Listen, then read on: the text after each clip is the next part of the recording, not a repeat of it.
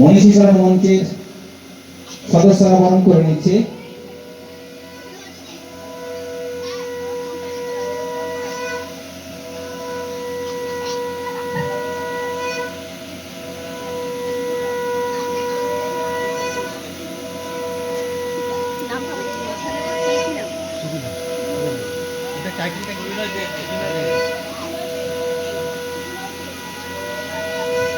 মাননীয় সুবিনয় দে মহাশয়কে বরণ করে নিচ্ছে আমাদের মঞ্চের সদস্যরা।